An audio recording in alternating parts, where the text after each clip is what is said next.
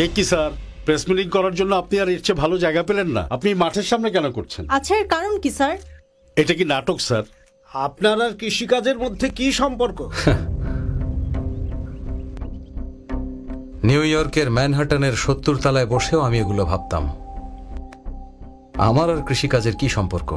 কিন্তু এই মাটিতে পা ফেলার পরেই আমি বুঝতে পেরেছি পৃথিবীর প্রতিটি মানুষেরই কৃষিকাজের সঙ্গে সম্পর্ক রয়েছে। একজন কোটিপতি মানুষের সকালের নাস্তা জ্যাম পাউরুটি থেকে শুরু করে গরিব মানুষের জাউ ভাত, যাদের বেঁচে থাকার জন্য খাবার দরকার, তাদের প্রত্যেকেরই কৃষির সাথে সম্পর্ক আছে। আমরা সেই কৃষকের সাথে সম্পর্ক ছাড়াই বেঁচে আছি যারা আমাদের জন্য ফসল ফলাচ্ছে। কিসের সম্পর্ক স্যার?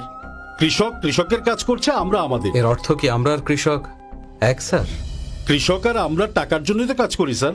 টাকা, কিন্তু কৃষকরা তার ফলানো ফসল থেকে বছরের পর বছর লাভের মুখ না দেখলেও সে তার বপন করা প্রতিটি বীজে সারা জীবন ধরে সফলতার আশা খুঁজতে থাকে। এমন কৃষক আর আমরা কিভাবে এক হতে পারি? কি বলতে চাচ্ছেন? আমরা এখন পোশাক বদলে কৃষিকাজ করা শুরু করব? চাষাবাদ কাপড় বদলানোর মতো এত সহজ ব্যাপার না স্যার। এটা মাটি আর মানুষের এক সুন্দর সম্পর্ক। এটা এমন এক বিজ্ঞান যা বিজ্ঞানীরাও বুঝতে পারে না, শুধু একজন কৃষকই এটা বুঝতে পারে। একজন কৃষক আত্মহত্যা করলেও আমরা পরোয়া করি না। এটা দৈনিক পত্রিকার একটা মামুলি খবরে পরিণত হয়েছে। একজন কৃষকের মৃত্যুতে যে কি পরিমাণ ক্ষতি হয় সেটা আমরা বুঝতেও পারি না। কৃষকের সংখ্যা কমে যাচ্ছে আর ভোক্তার সংখ্যা বৃদ্ধি পাচ্ছে, যার ফলে দ্রব্যমূল্য বৃদ্ধির সাথে সাথে খাদ্যে ভেজালও বাড়ছে।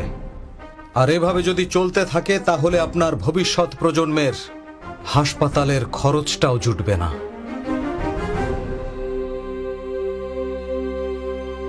জমির দাম বাড়ছে আর কৃষকের দাম কমছে।